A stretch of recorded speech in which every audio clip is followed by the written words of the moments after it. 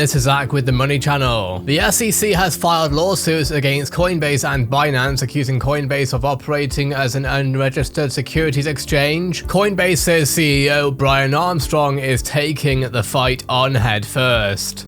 Yeah, well, this was not unexpected. We've been in discussion with the SEC for a long time.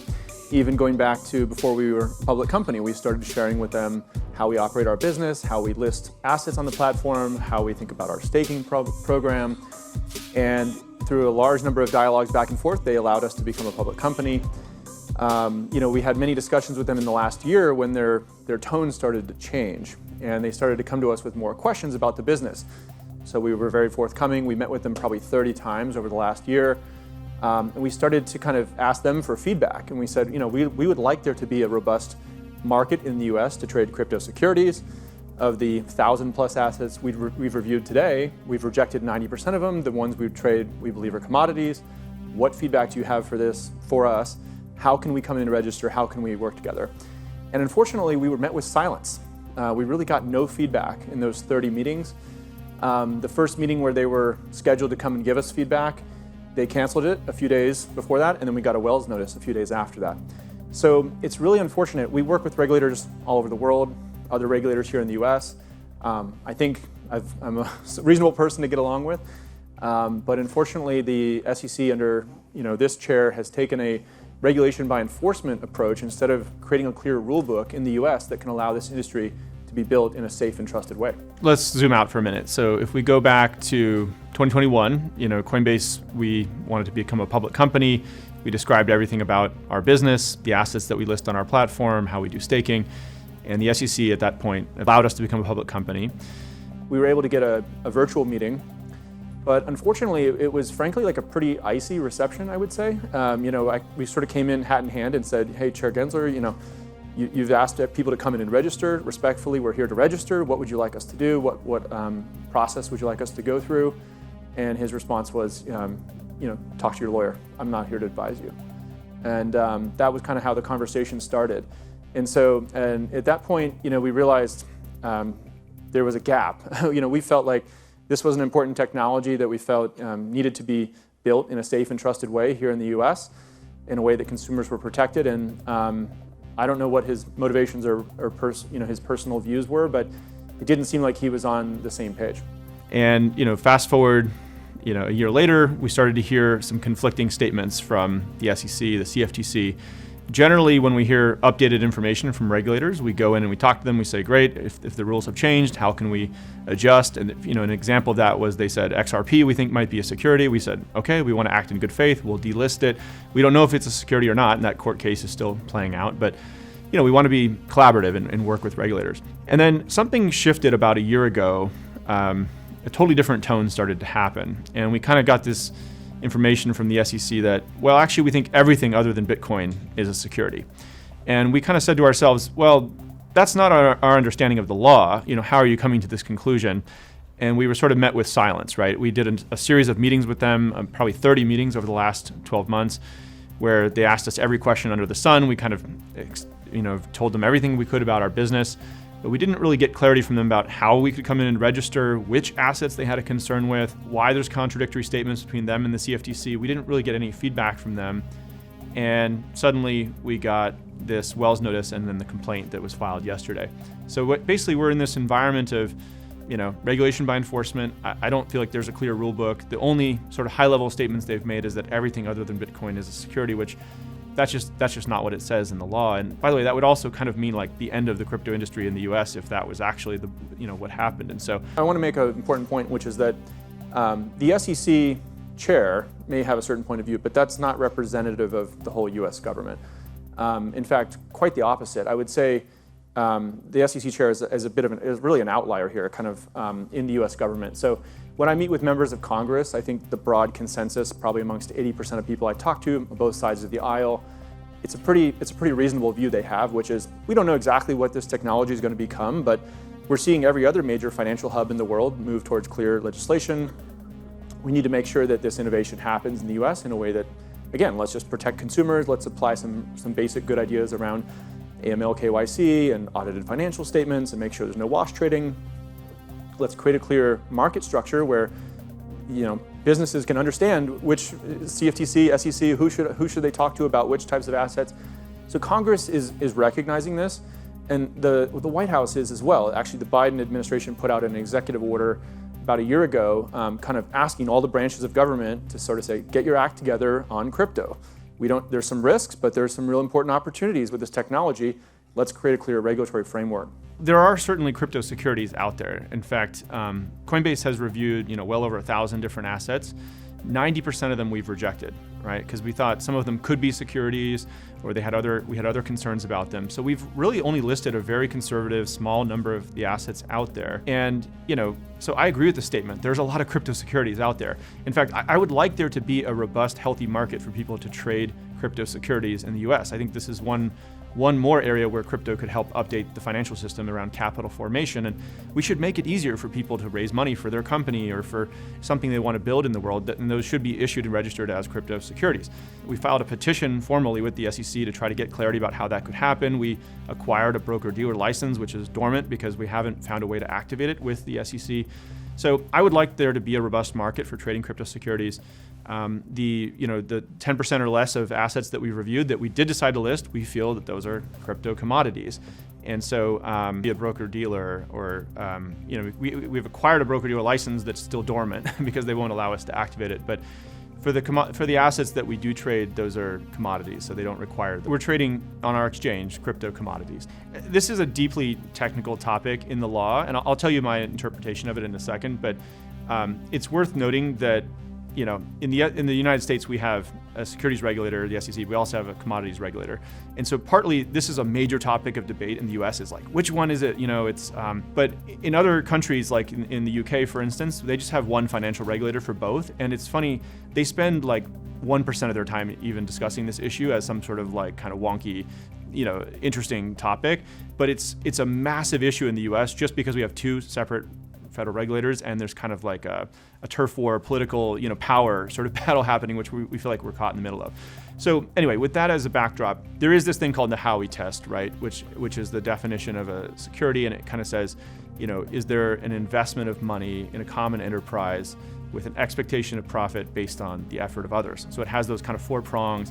You can you can twist yourself into knots, kind of teasing it apart. But the important thing to know is that all 4 of those things have to be true, right? So you can imagine there are things that baseball cards. There's other things that people invest in, even with an expectation of profit, like let's say a Picasso painting, right? That they hope to make money on. They hope it will go up in value, but that's not a security, right? Because it's not based on the efforts of others. And so there's various ways that you could imagine a crypto asset would not be a security, right? If it's sufficiently decentralized, there's no common enterprise, right? If there's some specific utility around it, it's not just for the purpose of the value of going up, right? And so what we need in the United States at this point to get regulatory clarity, unblock this issue, get rid of the turf war, is regulatory clarity. And I think what's going to have to happen now, since the CFTC and the SEC have not been able to sort of figure this out, is we're going to have Congress step in and draft legislation that will unblock this issue in the United States, or we're going to have the courts create more case law, which is partly what we can do by going to court with the SEC here. Is it's just helping get case law created. I've been really pleasantly surprised to see that there's now draft bills being created in Congress. Congress is very aware this is an issue, by the way. They're worried that the U.S. is going to be left behind because while this kind of back and forth fighting is happening, the UK, Singapore, Hong Kong, like the UAE, every financial hub in the world is kind of saying, hey, we want to be the future crypto Web3 hub, and we have clear rules. Europe just passed comprehensive crypto legislation way ahead of the US. So usually we think of ourselves as kind of innovative leaders around technology in the US.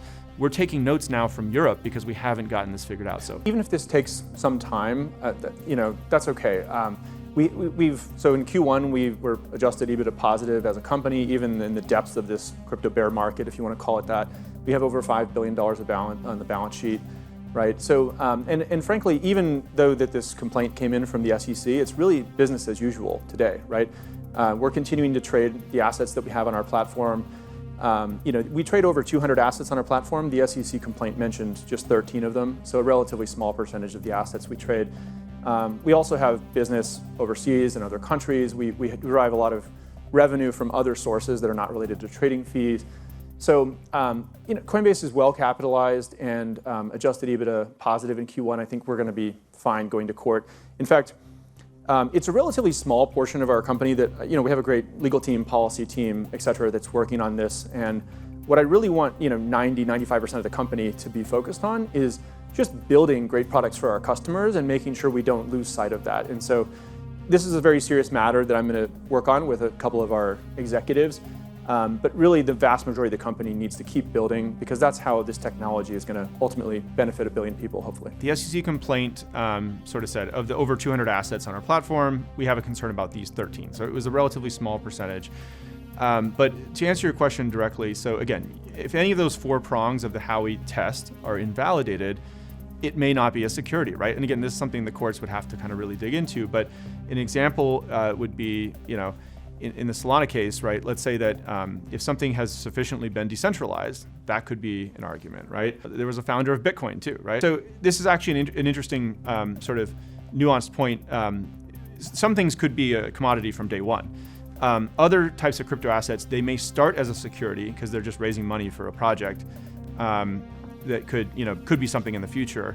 But then as that project launches and it decentralizes and it develops utility, it may actually convert to being a commodity at some point, right? This is actually an important part of the law that's unclear right now. And for instance, the draft bill that we saw come out of Congress last week from McHenry and Thompson, they start to try to address this issue of how and when would an asset that started as a security become a commodity, right?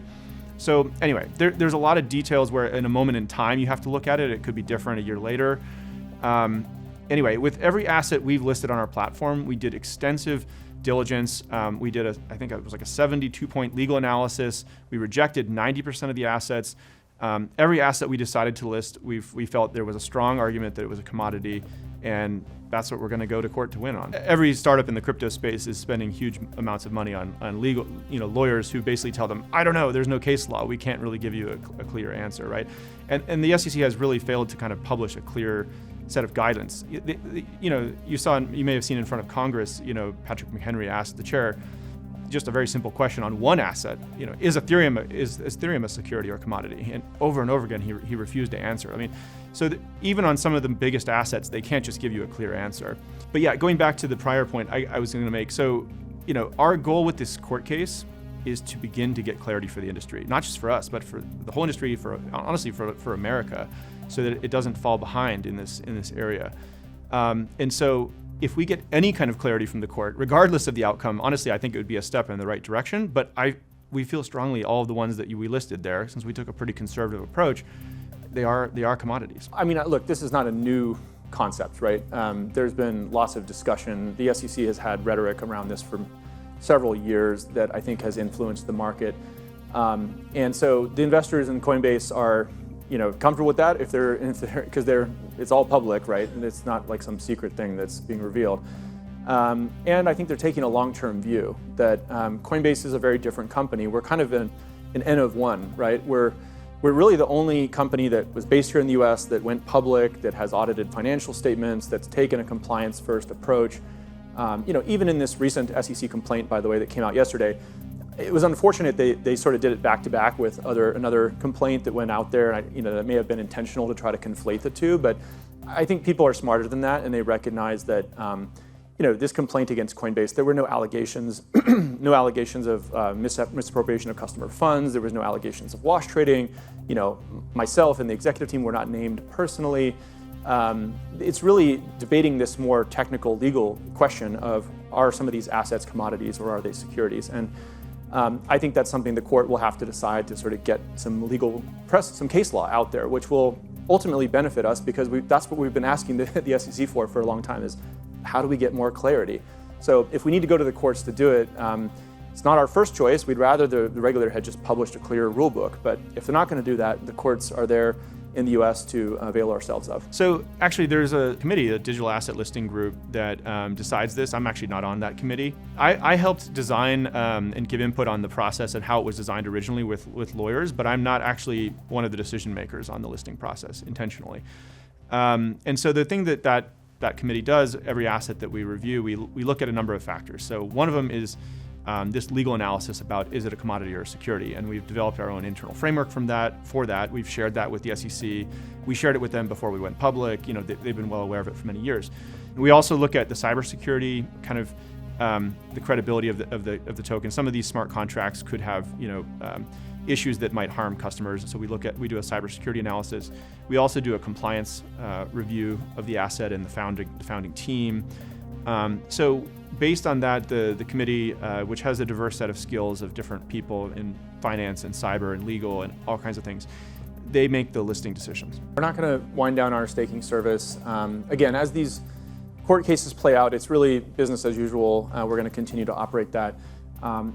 Staking only represents about 3% of our net revenue, but it's a very important function in the crypto community, and it serves an important part of these decentralized blockchains. And I guess I should mention also that Coinbase's staking product is architected and built in a way to be compliant, and we actually think it's materially different than some of the other ones out there which have been called staking. And so, yeah, we're going to continue to operate our staking business. Staking is really something that's a decentralized part of these decentralized protocols. So Coinbase is really just, it's a pass-through mechanism. We're helping people access these decentralized protocols. So some of the decentralized protocols have, for instance, like a lockup period of some number of days when you initiate the withdrawal request. And so we're just making that kind of information available to the customer. But it's, all the funds are there backed one-to-one. When you're staking something, it's being pledged into these decentralized protocols, and we actually don't even have the ability to move it somewhere else at that point. We're just giving people access to these decentralized protocols. We basically need case law to sort of help us understand some of the nuances of how this applies in a crypto environment. So an example is that in crypto, for many of these assets, there is no common enterprise or central authority that would be responsible, say, for issuing disclosures or something like that. Like the Ethereum network, there's not any one group that controls it. It's decentralized, right? And so we actually, we put out this petition to the SEC. People can Google it if they want. I think it's Coinbase petition to the SEC. You can kind of read it. And we actually, a lot of these are really technical legal questions, but there's about 40 different areas where we felt like the current law was a little unclear on this, like decentralization, utility. What does that mean in context of open source software, right? Who would issue the disclosures if there's not a common enterprise, right? So there's a lot of open questions like that, which we don't feel have been answered. So for crypto securities, absolutely, there should be the normal set of disclosures. Even for some of these things which may be classified as commodities, I think disclosures could be an important part of that. And actually, one of the nice things about crypto is that you can actually go look at a lot of this data on chain. It's public. There's a couple of companies that are trying to find ways to sort of better aggregate it and sort of say, okay, here's the distribution of all the people who own it. How long have they owned it? What price did they buy it at? Are they insiders or are they, just third parties? And trying to get better insights. So anyway, I think that kind of thing is really important. And again, it needs to be updated for this new technology, which is a little different than what's come before. So the first one is we just need to get some clarity about the market structure and how, the CFTC and the SEC are both going to regulate this industry. What are the boundaries? I think we also need to just bring in some basic consumer protections, which are, around wash trading prevention, AML, KYC, having audited financial statements. These are just kind of best practices that can come over from traditional financial services and be applied to crypto. And then I think we also need to get a little bit more clarity about stablecoins, because that's been a really big use case and area of growth for crypto. And so there's still a little bit of lack of clarity there about how issuance works and things like that. So it's actually not rocket science. This is just applying some of these really basic common sense ideas to the industry. And then once we have that legislation in place, I think we'll start to see some of the entrepreneurs who've left the US come back and say, okay, I feel that we're not just going to be attacked randomly or have incredibly high legal bills at any given moment, and we can actually build a business here in the US again. It was actually kind of surprising. Yesterday with this complaint that came out, crypto was up, which I would not have expected. So I don't know what to make of that. I don't know if it means that people knew something was coming, but they expected it to be worse than it actually was, or if they just felt that they're still a believer in it or something. But I don't try to predict what's going to happen in these markets. We don't operate a hedge fund or anything like that. We just want to provide a good service to our customers around the exchange and all the products we offer.